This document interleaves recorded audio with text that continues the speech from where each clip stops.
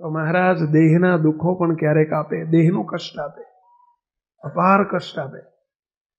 દેહ છે ભાઈ, નાશવંત છે, આ તો હાડમાસનું પાંજરું છે. આમાં ક્યારેક પણ, અને કોઈ દેહનો નિર્ધાર છે પહેલા જો ઘડીકમાં શું થઈ જાય, આ દેહનો કોઈ નિર્ધાર નહીં લ્યો. ઘડીકમાં કે લકવા થઈ ગયો, ઘડીકમાં ઓલ્યો થઈ ગયો, ઘડીકમાં કિડની ફેલ થઈ ગઈ, ઘડીકમાં કે એટેક આવી ગયો, ઘડીકમાં ભાઈને આ થઈ ગયું, ખબર જ ના પડે ઘડીકમાં શું થાય. આ દેહનો કોઈ નિર્ધાર નથી. દેહમાં ગમે તેવા દુઃખ આવે તો આ સમજણ અત્યારે કશું દુઃખ નથી ને, અને અત્યારે સાંભળીએ છીએ એનો ઉપયોગ જ્યારે કંઈક આવું દુઃખ આવે ને ત્યારે એ વખતે ઉપયોગ કરવાનો હોય. તમે પૈસા ભેગા કરીને મૂક્યા હોય, બેંકમાં બેલેન્સ કર્યું હોય, એનો ઉપયોગ કંઈ રોજ નથી કરવો, પણ જ્યારે પૈસાની આવક બંધ થઈ જાય ને ત્યારે એ કામમાં આવે. સાચી વાત છે. એમ જેમ દાગીના ઘરમાં લઈને મૂક્યા હોય ને, જ્યારે દેશકાળ બદલાય ત્યારે દાગીના છેવટે બહુ કામમાં આવતા હોય. એમ આ જે વાતો આપણે સાંભળીએ છીએ, જે કથા સાંભળીએ છીએ, એ શાના માટે સાંભળવાની છે કે જ્યારે કોઈક એવો દેશકાળ આવે અને મહારાજ કસોટી લે, દેહમાં એવું કોઈ દર્દ આવી જાય, દુઃખ આવે, ત્યારે એ વખતે આ યાદ કરવાનું કે નહીં, મહારાજ રાખે એમ રહેવું અને દેખાડે તે જોવું. બસ મહારાજ દેહમાં દુઃખ આપ્યું છે તો એ પણ મારો કંઈક હેતુપૂર્વક છે, મને કંઈક આશક્તિ હશે, એ આશક્તિ ટળાવવા માટે આપ્યું છે. શુક સ્વામીએ મહારાજ પાસે માગેલું. બોલો, શુક સ્વામી જ્યારે સાધુ થયા ત્યારે મહારાજ પાસે એ પહેલા માગેલું, મહારાજ હું 3 વરદાન માગું છું, એક મને સદાય તમારી પાસે રાખજો. મહારાજની પાસે માગેલું કે મહારાજ મને તમે લખવાની સેવા આપજો. મહારાજની લખવાની સેવા કરતા, મહારાજ જ્યારે મારો અંતકાળ સમય આવવાનો હોય ત્યારે મને દેહનું દુઃખ આપજો, કે જેથી કરીને મારા શરીરમાંથી આશક્તિ ટળી જાય અને તમે બહુ સાંભળો. લ્યો મહારાજ મને આ આપજો. પેલામાં તે કીર્તનમાં આપણે પ્રાર્થના કરીએ છીએ, એમાં પ્રાર્થના માગ્યું છે. લ્યો ભગવા કરીએ છીએ, ભગવા માગીએ છીએ. એ દેશોમાં દેહ સુખ સંયોગ, હે મહારાજ દેશોમાં દેહ સુખ સંયોગ, દેશોમાં હરિજનનો વિયોગ, આવું માગ્યું છે. હે મહારાજ અતિશય દેહમાં બસ સુખ જ હોય ને અમે જલસા કરીએ ને તમને ભૂલી જઈએ, એવું દેહનું સુખ ના આપશો. દેહમાં કંઈક એવો રોગ આપજો, કંઈક એવું દુઃખ આપજો કે જેથી કરીને અમે તમને સંભાળી શકીએ.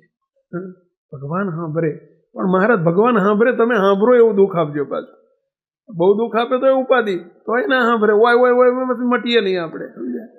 એટલે માગતી વખતે થોડીક ભાઈ આપણે જરાક દયા રાખજો. પાછા દુઃખ આપજો પણ થોડીક દયા રાખીને મારી કેપેસિટી પ્રમાણે આપજો, તમે સાંભળો એવું આપજો. હા, પણ મહારાજ કે ક્યારેક ભગવાન પોતાના ભક્તને દેહના દુઃખ આપે અને એ વખતે આપણી ધીરજ રહે. એ વખતે તે આપણને એક જ વસ્તુ બસ મહારાજનું મૂકેલું છે.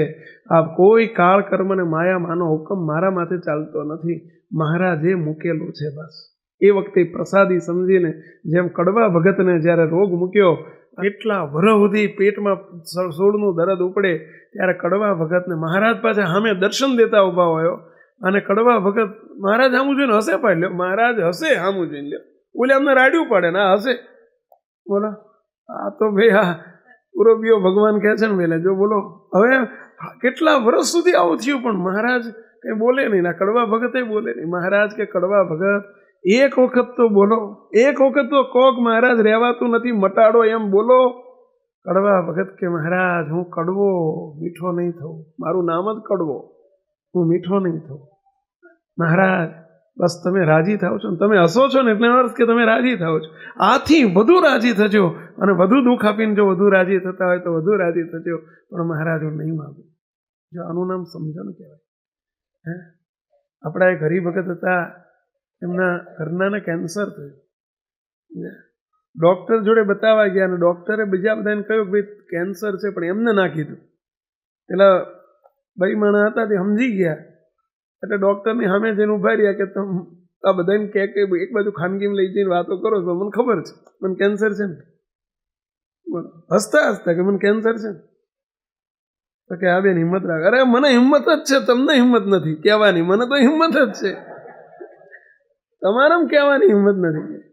તો કે તમને ઓપરેશન કરો. અરે કાલ કરતા હોય તો આજે કરો, મને ખબર છે કે મારું ઓપરેશન સ્વામિનારાયણ ભગવાન કરશે, તમે શું કરવાના છો? કેવા મારું ઓપરેશન કરવા મારા મહારાજ આવશે, તમે શું કરવાના છો? બોલો. ઓપરેશન થયું, 2-4 વર્ષ નીકળી ગયા, અને પછી એમને જ્યારે બહુ જ તકલીફ થોડીક થઈ ગઈ, કેન્સર હતું બહુ તકલીફ થઈ, ત્યારે શું કે બધાને ખબર છે?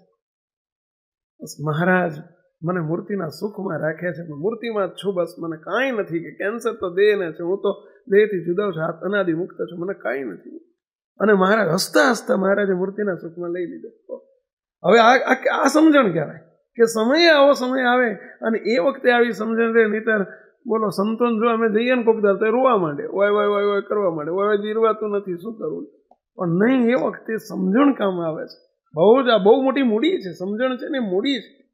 હા, અને સમજણ વગરનો હાવ તમે જો ખાલી કહેવાય, એનામ કશું ના કહેવાય. પણ સમજણ જ્યારે એ વખતે એ સમજણ રે, ગમે તેવા શરીરના દુઃખ આવે તો એ નહીં, મારા મહારાજની પ્રસાદી છે. આવું દુઃખ મહારાજ આપે. હું એવું નથી કહેતો કે તમને આપજો, પરંતુ આપે તો તૈયારી રાખવાની. આ તો ભાઈ ભગવાન છે, મહારાજ છે, અને કંઈ દેહનો નિર્ધાર નહીં. ખોટું જ છે એમાં શું હવે, બધું હડેલું જ છે, બગડેલું જ છે, મેં બધું છે. સહેજ અને મહારાજ જોજો આમ સહેજ આમ આ તો બધું સારું રાખ્યું છે દયા કરી, પણ સહેજ મળ્યા તો બધું ઘડીકમાં લ્યો, બધું ઘડીકમાં કિડની ફેલ થઈ ગઈ, ઘડીકમાં ઓલ્યું થઈ ગયું, ઘડીકમાં ઓલ્યું થઈ ગયું, ઘડીકમાં માલ વગરનું શરીર છે. હવે બોલો, એને હાચવી રાખવું પડે એવું છે. બોલો, નહીં તો ઘડીકમાં લ્યો ત્યાં ગયા, લપસી ગયો તો પગ ભાગી ગયો, લ્યો હવે 2 મહિનાનો ખાટલો. બોલો, આ શરીરનો કોઈ નિર્ધાર જ નહીં. પણ એવી સ્થિતિમાં મહારાજ જેમ રાખે તેમ રહેવું, બસ.